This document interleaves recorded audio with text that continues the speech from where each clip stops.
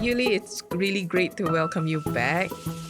When we first met, you were 23, 24 years old. Yes, I right? was. First season, first few episodes of Finding Common Ground, and now you're 26. I am indeed. I know. The back is aching now.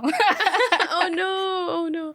I feel such resonance with that because I started my own journey as I don't even know what to call it, like in a change agent, change person who thinks a lot about change at 25. So I'm always very like drawn to like what makes young people first get into whatever it is that they have chosen, right?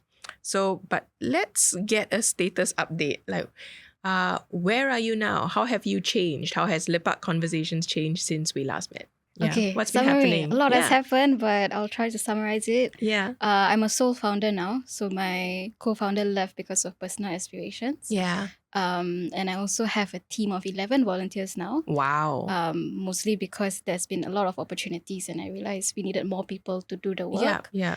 I mean, that also means that we have been doing a lot of partnerships with several organizations and even the government. Yeah. And we're in the big transition of incorporating Lepak Conversations into a non-profit. And that, for me, means that I left my full-time job Oh wow. to run this full-time, yes. Oh wow. So it's like Lepak was a ground up movement. You had like a job to finance this side hustle, side thing. Yep. And then now like let's push away that nice little safety net and like go all in. Yes, the very smart decision to do, of course. Well, if you had to pay either pay a compliment or give some advice to Yuli back then, you know, like what would 26-year-old Yuli say to like 22, 23-year-old Yuli? Yeah. Well, I would say to 22-year-old Yuli and also 26-year-old Yuli that you really never know what the future will bring you. So don't limit yourself. Yeah. Just try and try and try. Yeah. Yeah, because the opportunities, the doors will keep opening for you. I think that's what I would say. Yeah, I like asking that question because it can sound like kind of like when you're looking at people from afar and like wondering like, wow, how did they get the guts or the courage to start doing these like change making things and advocacy things? And if you slow down and ask the human beings involved, it sounds very, very simple.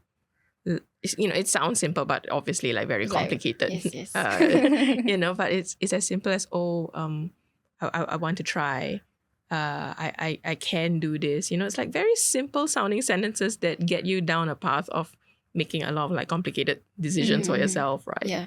Actually, now that you say that, I think what I would say that fits this better is do it even though you're scared.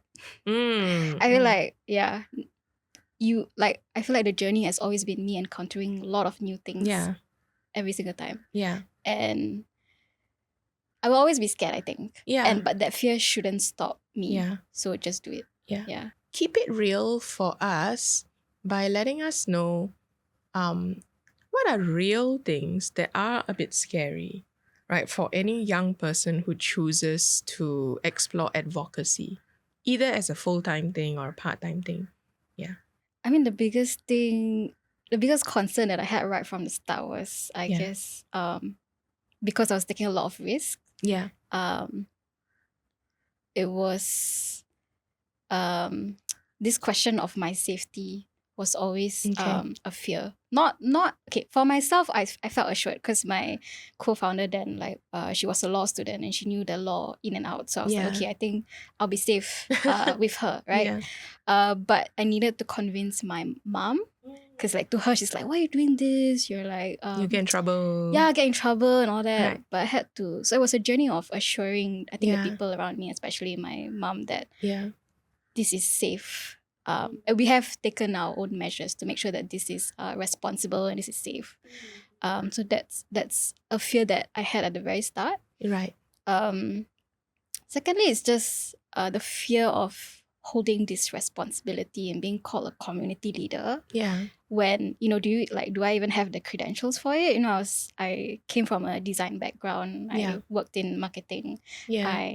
I'm not a scholar or Yeah, whatever, yeah. So for me, that's a very real fear that I don't make full use of that title. Or Okay. I'm not the best person to do the job in a Yeah. sense. Yeah. Yeah. Mm. The imposter syndrome is very real lah. Yes. And I think even now when I have to show up as founder, I still have to psych myself up. Like, Yuli, okay, don't worry. You Yeah. don't be afraid of showing up. Okay. Yeah. You are the founder for a reason. And people come to you and people respect you for a reason. Yeah. Don't doubt yourself and don't belittle yourself. Yeah.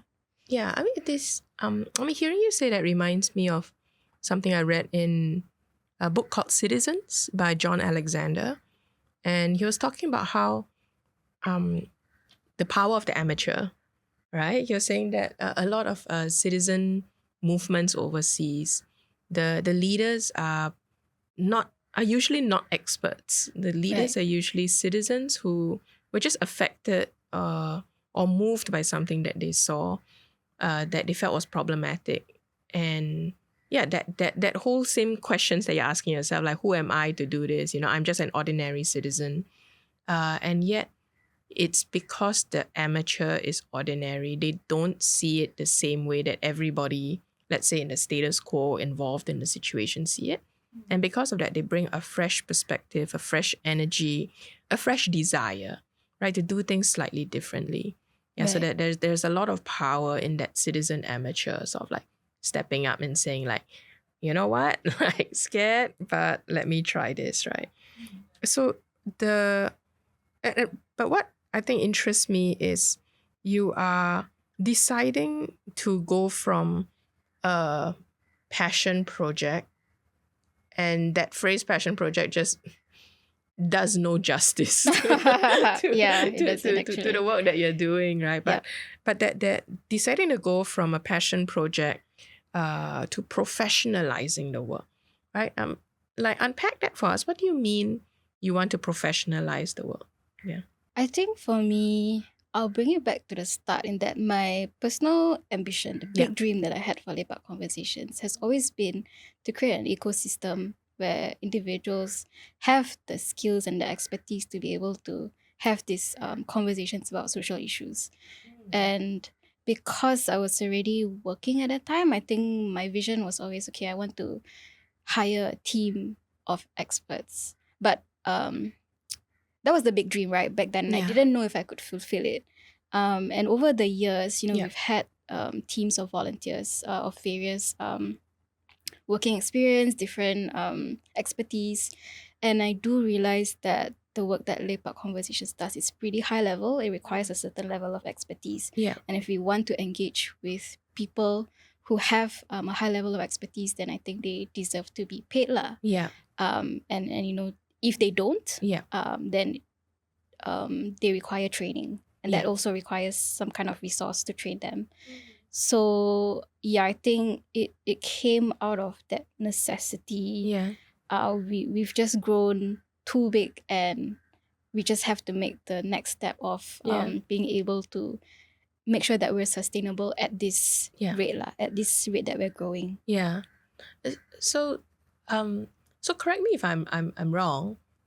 This is the burden, right, of wanting to professionalize the work. I want to pay my volunteers fairly so that they can transition from volunteer to actually like paid professional doing this professional work of advocacy. That's a burden you have taken on your own. It's not like your 11 volunteers have like, Yuli, like this ain't working, please like try and hustle some money up. This is you taking it on. Yes. Okay. And what do you think drives you to want to do that?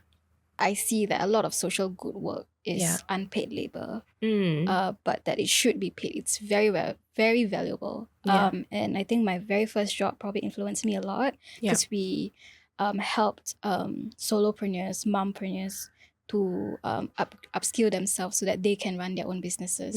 So I think that that desire to Yeah.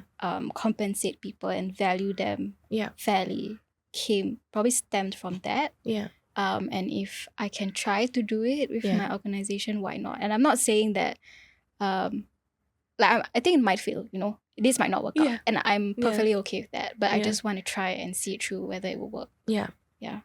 So paint the picture for us, for let's say people who are listening and like not quite understanding what kind of professional work needs to go into advocacy, right? So Lepak Conversations basically advocates for Malay Muslim issues. Yeah. Right. So let's just assume someone out there is thinking, is that hard? Let's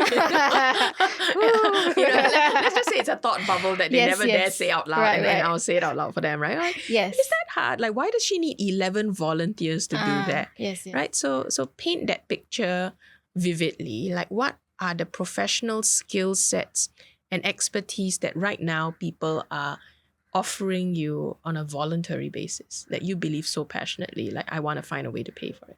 Yeah. What are the skill sets that people are bringing into advocacy?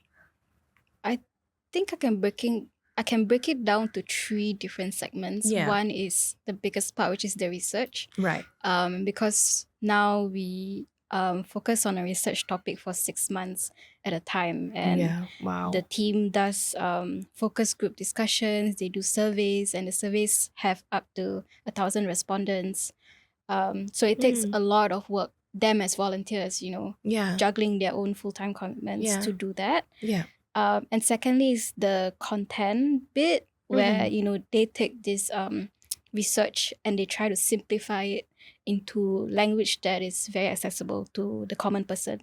And the last would be a mix of strategy, partnerships, as well as events, because apart from the online content that we do, we also do offline events, which are like panel discussions, and so on. And people approach us because it is difficult to hold a physical event on certain social issues, for example. Yeah. Yeah.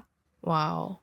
It sounds like you're running like a mini think tank of sorts. I'm still making sense of it. Well, 6 months research, focus group surveys, public communication, strategic like engagement with like key partners, key stakeholders.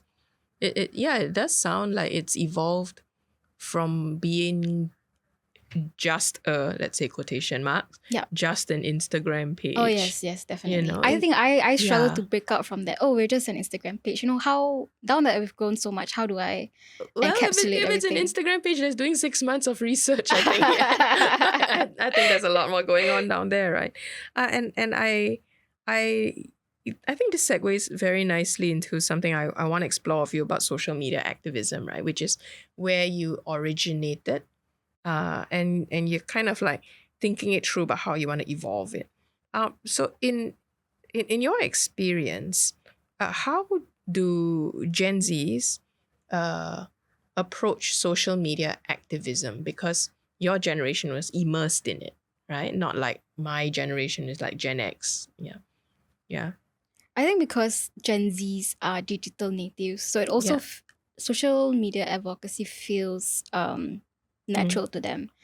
And it's probably also because like around the world there are a lot of global movements that also made it online. And I personally would attribute the Black Lives Matter movement to my own I guess impression that, oh wow, you can do this on social media, you can create change on social media. And I think that's what is attractive to youths who want to be part of social media activism. It's that just by being online, you can create some form of change, because otherwise change can feel quite hard. You have to go through the policy route, you have to go to the government, which people might not always have access to, especially youths.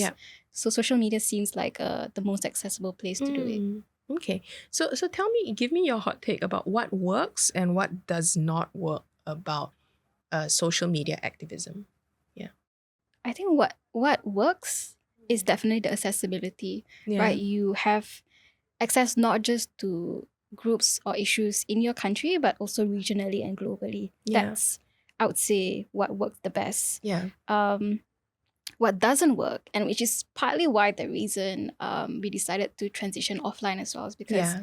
we are at the hands of the algorithm, right? And that Yes. means that you have to keep posting, and if you don't post frequently, your content is not going to be seen. Yeah. And that's just an unfortunate way that the system works, lah.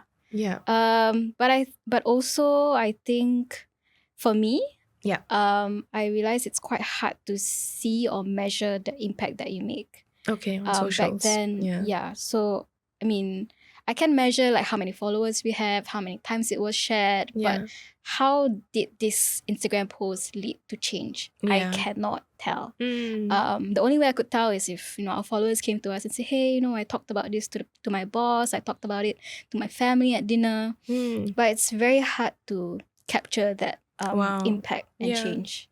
Yeah, so Mm. that's what I think doesn't work as well on social media. Right. Yeah, I wouldn't know what the method is, but even when I'm just hearing that story of like, oh, I heard you and I told my boss, I told my family, right? That sounds like that there is this initial concentric circle of people that you impact. And then because you impacted them, they are going to that next concentric circle and like letting other people know, right? Like that's like the beginnings of how you try to create movements, Yes. right? Hopefully. So the how so I know I've asked you like generally what you see is the good and the bad about social media activism, right? But what has changed about your own relationship, like Yuli's own relationship with social media as like a way of activism versus like doing it face to face? Like where are you at? I think I definitely felt like I hit a wall Yeah. at a certain point of time because of what I said earlier, right? You're at the Yeah. hands of the algorithm. And then when we stop putting out content, we were just not seen on Instagram. But at the same time, to post consistently, Yes. while you have a full-time commitment, Yeah. takes a lot. And I have to admit that I burnt out very easily Yeah. at the time when we were just operating on Instagram. And I thought it just wasn't a sustainable way to do advocacy lah. So that's why we moved offline. Yeah. I'm hearing that transition from Instagram to offline things. But even for Instagram itself, do you feel that even your relationship to Instagram has evolved? Like, are you trying out other social media platforms because you think that might be a better way of activism? Like, what are you experimenting with right now? Interesting question. We did not experiment with other platforms. I think a lot of people have asked us why we're not on TikTok because videos are hot now. But I think there's a danger with using short form videos to talk about social issues. I think we're not in the business of doing that. Like what's it called? Infotainment. Yeah. We're not in the business of that. So I thought, okay, let's just move offline because I think it's easier to try to control how you create impact. I really love that you brought up short form and long form because I strongly believe that there's still an appetite for long form. Although everything in the world is like trying to convince you that no, forget it, right? But I see like, first of all, I see people obviously can binge like lots of Netflix stuff. So attention span's not an issue, right? It's like what is the level of relevance or interest in it.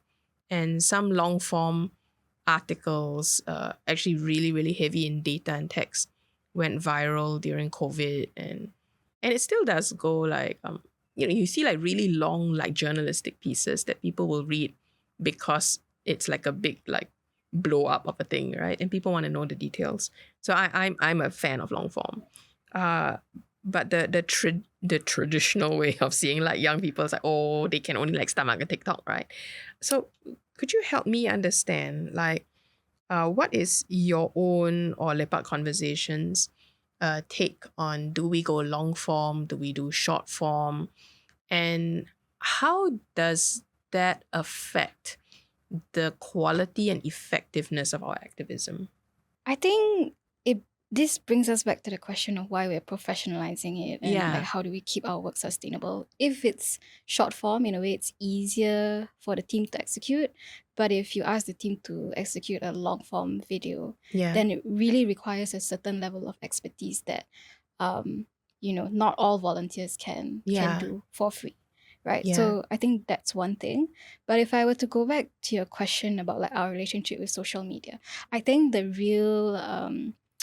real point of change was actually when COVID was easing up and Yeah. we realized that people wanted offline communities. They wanted to see people face to face. Yeah. And I think we also got a bit or that I also got a bit tired of like, being on Instagram and not knowing who I'm impacting, not knowing their faces, not knowing their stories. Yeah. So going offline meant that we could create a physical community, because I think on Instagram a lot of people ask me like, what does it mean to create an online community? How do you do that? Yeah. Right? When they're just a follower, do they count as a community? But Yeah. if we bring that offline, I think we can build real relationships, Yeah. meaningful relationships with people. Yeah. And the other thing is also the emotions bit. I think Yeah. on social media, we do our best to create a safe space so that people are comfortable Yeah. talking about their vulnerabilities and their very personal stories. Yeah. And we wanted to try to bring that offline because we thought having face-to-face relationships with Yeah. people would be a lot more helpful. The very first topic we talked about was about the tudung issue, which was asking for healthcare workers to be able to wear the hijab, the headscarf, Yeah. right? And there was so many stories that poured in talking about how they felt very sad. And then what stood out to me was really the emotions in these Yeah. stories, right? There was just such heaviness talking about it. But the women who sent in their stories said they felt liberated because otherwise they don't have a place to talk about it. Yeah. And I think not a lot of people consider the very emotional side of advocacy and talking about social issues. Yeah. So I think we wanted to bring that offline and make sure that we can properly care for the community. So recently we did an event about Malay male mental health, Yeah. right? And we made sure to start with a grounding activity with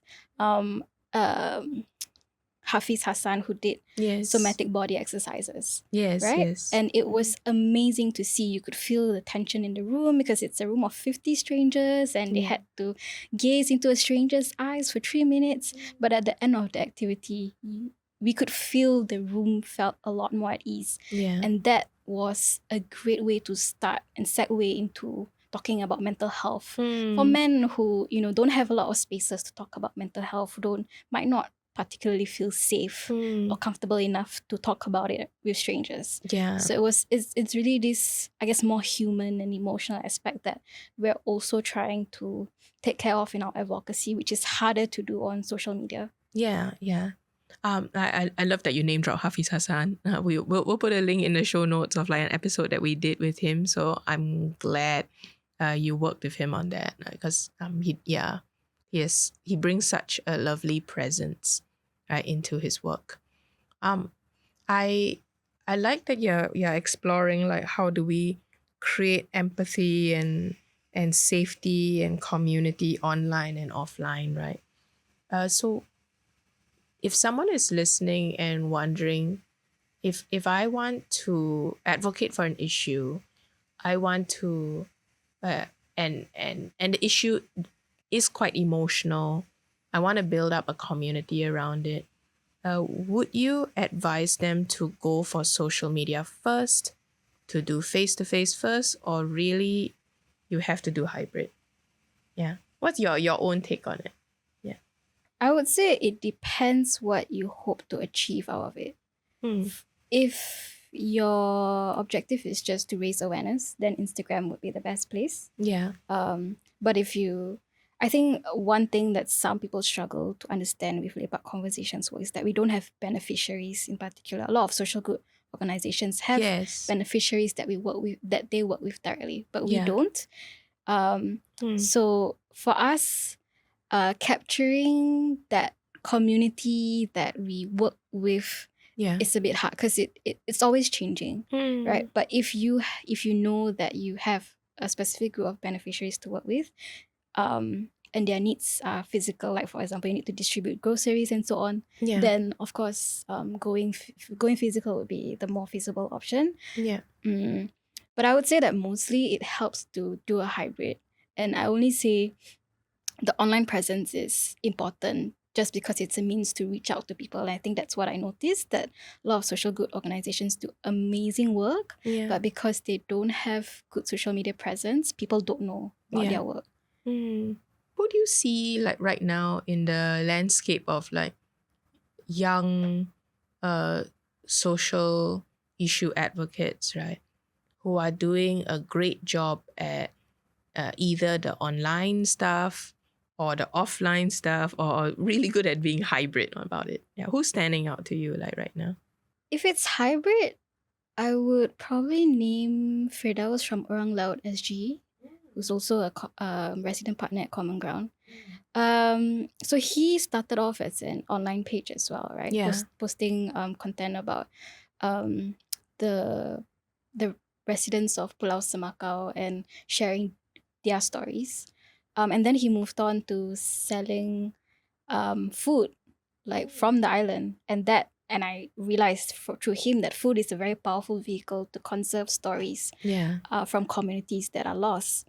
And then he started doing a lot of community events, panel discussions. He even did was called Panggilan Anak Pulau, where he had 200 plus people at the projector, movie screenings, singing session, panel Wow. discussion. I was like, wow, I didn't know 250 people would turn up to, an event that talked about islanders. This is Yeah. not a very mainstream topic. So I Yeah. think he does that very well, that hybrid. And then for the other one would probably be Kabaya Society. So it's an Instagram page that raises awareness about kabaya and fashion, and they do a good job of creating content about that. Yeah. But recently they've also been doing a lot of exhibitions on kabaya and curating it in a way that shapes the story in a very authentic way, getting kabaya from the former first lady, Yeah. from notable figures in the community. So they are another group that's doing the hybrid well. Yeah. And then for the online one, I would say climate activism is pretty big, and in Singapore, I think there are two people who do that well. Yeah. One is Chi Yun from The Weird and Wild. Yeah. She's even gone international. She's on so many forums and so on in New York. So Yeah. she does a good job of, using cute illustrations to simplify climate communications, which I think is great. And the other person is Audrey Young. So her Instagram handle is This Is Awesome. And she, because she's running it on her own, so she's able to bring in her own voice, and she shares very relatable practices like Chinese New Year. How can you recycle your bottles that you use to store your cookies and so on? Where do you go if you want to swap your clothes or recycle your clothes and so on? So she gives very good practical and relatable advice. That was 4. I like that you brought up this theme of relatability, right? And I think that's a tension that a lot of like social issue advocates will face. That should I be relatable? Should I try to make friends across the spectrum for issues that maybe aren't that relatable or maybe aren't that fun or comfortable to talk about?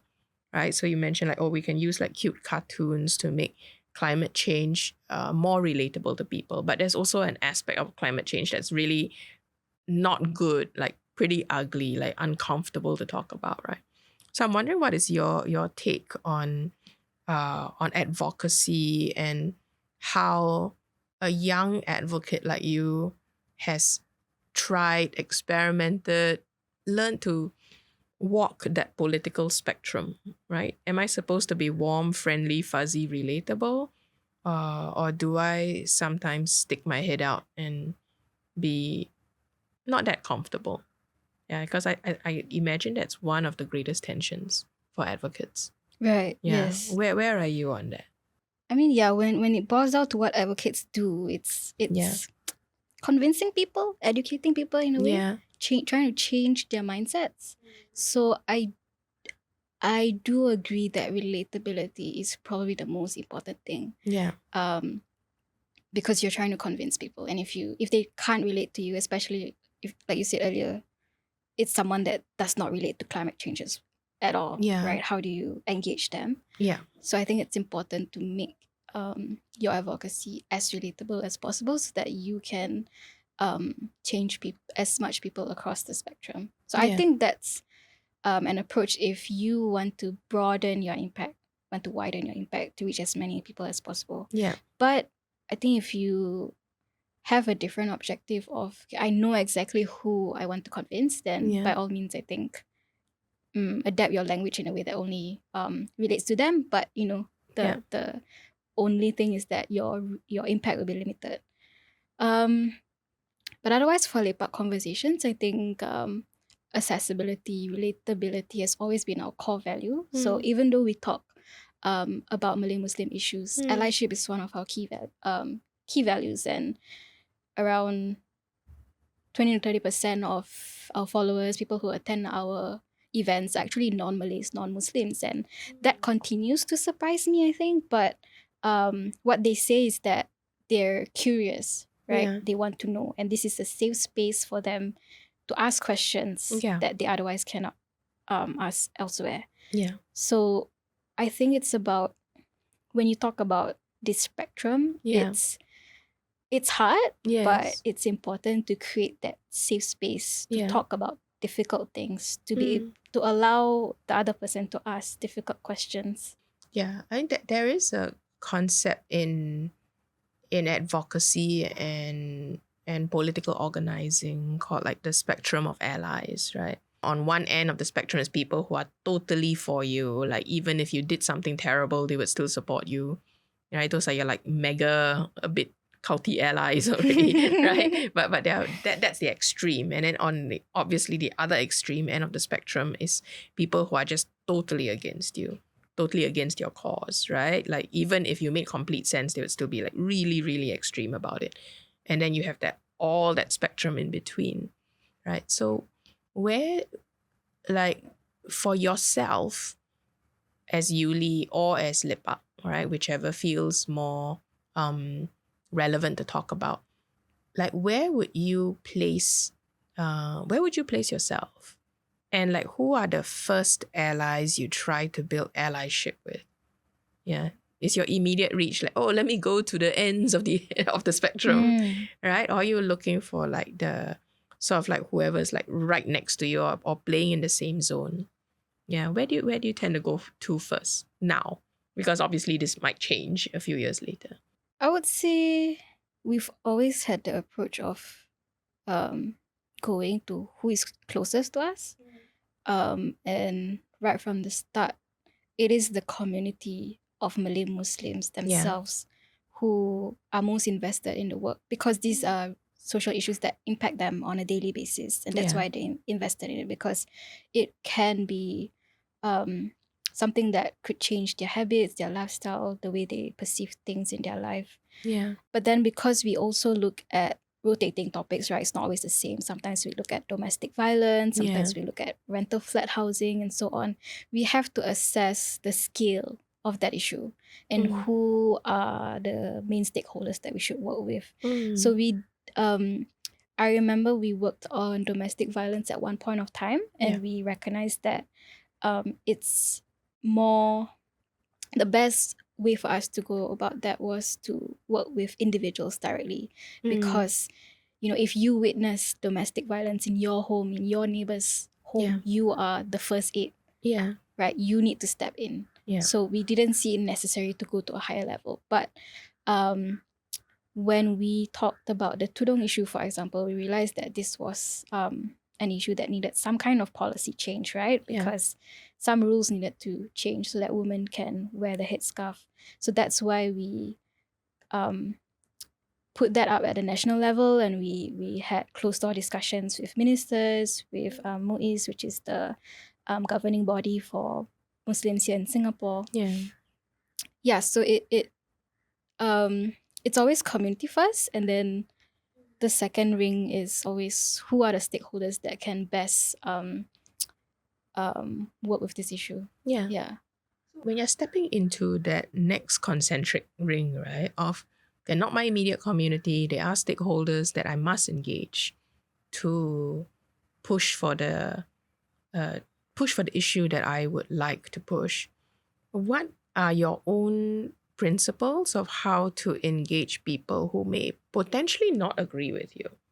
Yeah, maybe they're not at the super, super extreme ends of like they're rabidly against you, right? But say they're a stakeholder who's like, no, I got some like things to say about whether people should wear the like tudung in the workplace, right? They may disagree with you. So what are your own principles of how you would handle, how you generally handle the stakeholder? We've been strategic in choosing stakeholders that are aligned with the cause in some way or another. So it's not that difficult to convince them. And usually how we do convince them is to say that we have a very niche audience of, critical thinkers, of young social advocates who are not only interested in the cause, but who want to take action. So it's usually not convincing them about, where we stand on the issue or whatnot. It's being very sure about who we're impacting and why that's important. I think what a recent event that I saw you and Lepak Conversations, and actually quite a few like stakeholders who were joined in together with you. Like, I was quite taken by the courage it took for you all to run this big gathering called the Gaza Monologues, right? And I recognize that in Singapore, it's not always an easy issue to bring up, right? There's a lot of very strong feelings about how the government should handle it, how the government is not handling all of that kind of things, right? And there's quite a lot of people in Singapore who also like, okay, I'm not even going to say anything just in case I get in trouble, right? So share with us a little bit about your own experience there navigating the political spectrum of a pretty of a really, really difficult topic. Like you went there. Yeah, You I know. did. And I saw it as courage. Yeah. That you chose to go there. Right. Yeah. Yes, I agree. It took a lot of courage to do it. Yeah. But I think so. If I can probably go back to how this event was even Yeah. birthed, right?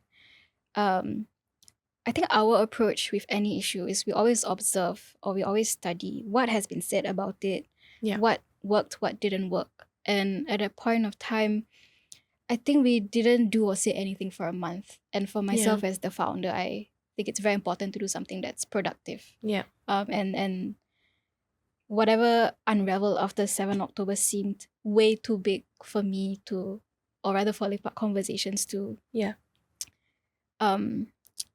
try to tackle in, I don't know, through an Instagram post, right? We did one which we felt was very important, which was to offer people a glossary because there were a lot of new terms being used, two-state solution, one-state solution, settler colonialism. There were a lot of big terms, and because we want to make this issue accessible, we did a glossary on Instagram, and that was helpful for people who had no idea what was going on, but at least they know the language, and that's a starting point for them.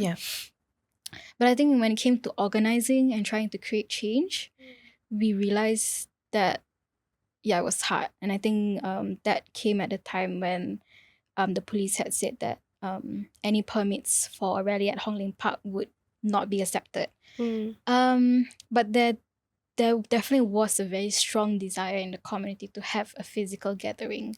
And so we did organize a closed-door dialogue with a few individuals as well as community leaders, and that was the general consensus as well. So I think the opportunity came for us to partner with REACH, which is a government body, to organize that event. And it was not an easy yes. I think because at the time the community had felt that there was a lot of clamping down on initiatives. There were group cycling that was shut down, some kite flying at Marina Barrage as well, I believe. Yeah. So people felt like they felt a lot of anger that there was a lot of clamping down. And we recognized that there might be mistrust if we chose to partner with the government.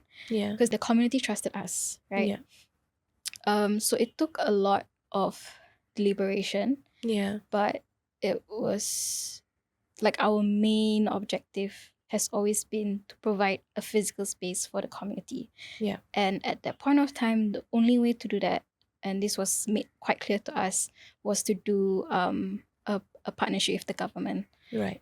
So that's why we worked with fellow community leaders like Sampan. We worked with Professor Walid. We worked with Sarah Bagarit, because having allies as part of the event would show the community that this is a community event, even though it's in partnership with the government. Our guess was right. People were very distrustful, right, when we first published about the event. And every single day we would have people questioning every single aspect of the event. The venue, why we had to have a minister on the panel, the way we communicated certain things, everything was questioned. But I could understand why. I think the community was feeling a lot of anger, a lot of emotions that they couldn't channel anywhere else. Yes. Right. So the biggest backlash we had was one fellow activist asking to boycott our event, which I was surprised by, and I thought that was counterproductive because we are championing the same cause. We just have different approaches. But otherwise, I think we were still very grateful that around 300 people turned up. Yeah. And at the end of the event, a lot of them told me, hey, actually I was skeptical at the start. But now that I sat through it, I think it was all right. I could sit in the panel, I could listen to the different opinions. And at the end of the day, this is a necessary platform. And a lot of them were thankful for it. But yes, I don't think a lot of people saw how much consideration was put into it. For us, when we had to negotiate certain things for the event, we always put the community and their safety first. So we asked, do you have any clear boundaries? And said, can we invite counselors so that the participants, if they feel overwhelmed, they can go to a professional and talk about it. So these were just some of the considerations that we made to make sure that the people who are attending it are at the center of it. And I think in terms of negotiating with our government partner, what we made different from other events was that we were intentional in inviting those who were either on the fence about the issue or they were curious but they don't know where to go. This is the safe space for them to come. So I think that was what made them more open to it. This is not an issue of religion or certain groups of people, right? This is an issue of humanity, and we wanted to welcome anyone regardless of their background. So I think that was definitely more palatable to our government partner. Thanks for sharing that experience. As you reflect on that first major organizing effort that you did as a 26-year-old, right? Some things maybe you would have done differently. Some things you feel, I'm quite good with how I did it. What would you have wanted stakeholders or maybe other advocates to understand or to see about this big event that you ran? Gaza Monologues is like a one-of-a-kind event. Like, it has never been done before, and that's what made it difficult, right? And I say that it was difficult for all parties, right? I think the community felt like it was particularly difficult for them because they had to give in a way and say, why should I give my time to an event that's approved by the government that has been clamping down on similar events. Why is it this event that is allowed to run and not others? Yeah. But I think the community doesn't realize that the government partner also had a lot of concession in that this is a very risky event for them, right? They were aware of the boiling emotions that people had, and they were worried about how to contain it. So they had to make a very big compromise there, right, in agreeing to do this, despite knowing that there were very big risks. And I mean, even us as organizers, we knew the risk, right? And our risk was losing the community's trust. Maybe we did. I don't think that's the point here, but what I wish people would see was that everyone had to give some form of concession so that we could reach a middle ground. And I think this was particularly difficult because of the scale of it. Yes. Yeah. We've done, I mean, our events are usually 50 people. So I didn't realize how much more difficult it was to, control the emotions, especially for such a sensitive issue when there were 300 people. Yeah. If there is a young advocate listening to this, or if there is, say, an institution, a government agency listening to this podcast right now, what do you think is the best way for institutions to work with young advocates? And what is vice versa? What is the best way that young advocates should approach working with institutions? Because that is difficult, but it is necessary. And I can see the appetite from both ends. Government definitely wants to engage with young people, and young people definitely want to talk to the government, whether it's about Gaza or about climate change and all that. Yeah, and all of these topics can cut quite personal, can cut quite emotional, right?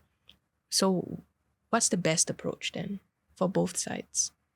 I would say what is most helpful for both sides is to be very clear about what you want to get out of it.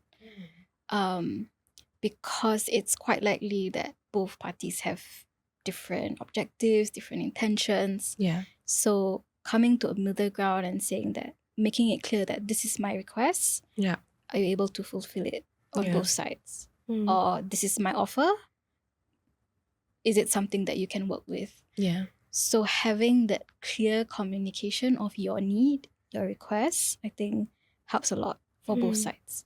But what I think is most important is to be open-minded. Yeah. Because you might not get the outcome that you want. Yeah. But you have to be open if it's a different if it's a different solution or whatnot. You take what you can and you make the best out of it. Yeah. I think that was what I learned from Gaza Monologues. It's very important to make sure it's a collaborative relationship instead of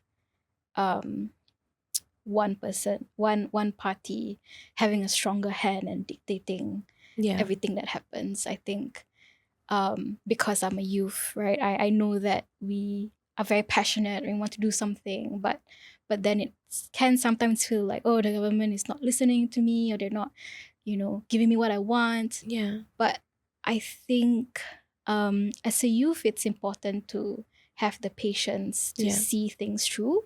Yeah. Change might not happen instantly. It's gonna take a while. Yeah. So if the work has to happen slowly, then let it happen slowly. Yeah. Don't rush for that change or that partnership to happen. Patience is definitely an underrated trait to bring into the work of advocacy. Because especially if the social issue you chose to tackle is big and complex and involves like multiple stakeholders, the horrible part is it's not going to end anytime soon, even though everybody wishes it would just end sometime soon, right? I think what struck me as I was I was listening because I was in the audience in the Gaza monologue. And I know it's Chatham House rules, and I can only speak of my own experience there. Right. But I think what I experienced there was that sense of when a topic is so factually, emotionally, psychologically complex, it's the truth, and it's also a very difficult truth to hear and take in. You know, it makes you irritated if you hear like, oh, this is so complex, right?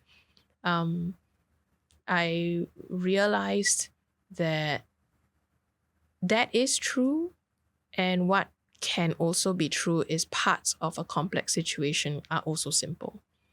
And what's important, I felt, is for someone who's saying like, you know, this is really, really complex, but I can tell you some simple things that I'm noticing in it that also make me angry, that also make me frustrated. And sometimes that's all we kind of need from each other, right?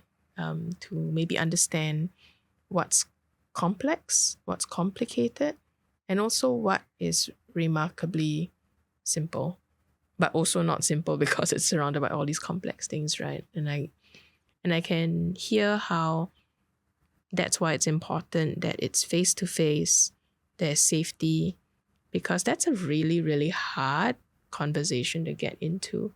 Yeah. And if I don't like you, I probably wouldn't want to sit here and listen to that. Right. Yeah. So I can see the power in the work that you're trying to do. Like, we got to do these face-to-face gatherings, and relationships aren't built with just one gathering. Yeah. So it's a big, tough thing that you have chosen for yourself, for sure. Right. Yeah. The fact that Reach agreed to partner with us was already a strong enough signal that, you know, the government is willing to listen to the community, right? And the fact that the government representative was also willing to show up and willing to have that conversation is also a sign that, Yeah. you know, the government does care and does want to engage in it. But I think, yeah, on this whole matter of it's complex, I think that is something that I struggle with, because the work of Lepak Conversations is to simplify the issue, Yeah. right? But how do we do that? Yeah. And what really struck me that day was actually the number of children who were there. I was like, oh, I was not expecting there to be so many children. And we had a panel where people could write messages to those who are in Gaza, and we saw, you know, the handwriting of children, and they wrote, you know, I care about Gaza because I want all children to be safe, Yeah. to be healthy. And I thought, oh, if, you know, if children can see it that way, Yeah. you know, I think we can find a way to understand the simple side of it, which is everyone should have a right to safety. Yeah. Yeah. So I can definitely see that tension of how do we simplify things so that we can all grasp what is core that matters to us, because there is a simplicity about it that even a child can grasp, as you said. You know, like a child can grasp, mommy should not hit daddy, daddy should not hit mommy. You know, like there's a simplicity about that, and then there's the complexity, right, of like the situation, the multiple stakeholders, and we have to hold a conversation where both can be talked about. Yeah. I think, yeah, for us, what was intentional and different about Gaza monologues was that we chose, you know, the arts as a means to talking about it. So Yeah. the Gaza monologues are scripts written by Gazans themselves about their experience living through the war and so on. And that, you know, was an easy way for people to hear those stories, because they are stories directly from the Gazans themselves, right? Yeah. Yeah, and we were very intentional in centering emotions, because a lot of the conversations surrounding it were very intellectual. It's about who's right, who's Yeah. wrong. But, you know, what we did was we invited panelists who has been to the Middle East to do humanitarian work. Yeah. We had a non-Malay Muslim ally who talked about, you know, how she was apathetic at the start, but what made her, Yeah. you know, change her mind and made her care about the issue. So it's about also platforming the very real views and emotions that people have about the issue. Yeah, instead of just intellectualizing it. Thank you for this like really rich conversation. I'm gonna bring this to a close. it feels strange to bring it to a close because the conversation goes on, right? But for now, in this session, at this point, if you had to fill in that blank, if you want to change something in Singapore, you have to be, how would you feel that? You would have to build bridges in difficult places. What have you learned along the way about what is a broken or fragmented approach to changing things and what is a more whole, wholesome, wholehearted, however you want to interpret it? What is a more wholesome approach to creating change? What I've observed is a more broken or fragmented approach is probably when you're working from your own biases and you're not willing to hear the other side, because I think creating change involves bringing people together and having some kind of consensus. So I think a more whole approach is to come from a place of curiosity.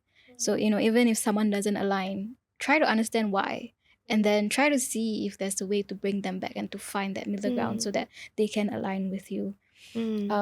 And also collaborations definitely help a lot, because there is power in people coming together as opposed to working on your own. Yeah. And if there's a community that you feel really, really grateful for, who always help you feel like you belong, even when I disagree with you and you disagree with me, who would that be for you? I would say it's Lepak Conversations, actually. And this is a very personal story in that I don't think I felt belonged to the Malay community before that. Wow. I always felt like I didn't fit in, I didn't speak their language and so on. So it's wonderful that the community that I've created is also the community that is there for me, and they make me feel safe. Even if they don't agree and whatnot, I still feel safe to be with them. I still feel like I belong, and it's a community where you diverse experiences are welcomed and sometimes celebrated even. Yeah, thank you for that, Yuli. Like, it really reminded me that the healthiest relationships we can get into are those that are willing to go through a period of disharmony and disagreement. And yet, even if like tempers flare, disagreements are very, very real, we still talk about it, we repair our relationship. And because of that, we manage to experience a more real, authentic, and battle-tested version of harmony, which is the kind of harmony I really, really want more of us in our country to taste and experience. It's rare. Yes. But that's the kind of harmony that I think I long for myself. Yeah. So if anyone feels really moved to like, I need to talk to this Yuli person, I need to find out more about Lepak Conversations, how can they get in touch with you? As usual, we're on Instagram, Lepak Conversations. But if you're more of a LinkedIn person, we're also there. We are also community partners at Common Ground. Woohoo! So yay! So you might be able to find us at Common Ground when we do some events. But yes, just drop us a DM anytime on Instagram. We are very friendly. We love to use emojis. We won't scare you away, don't worry. Well, thank you very much, Yuli. Yeah. No worries. Thank you for this conversation. I can't wait to see where you are at 36 and 46. My Not God. that I'll be podcasting at that point in time, I think. Right? Yes. But yes, I cannot wait to see where you go.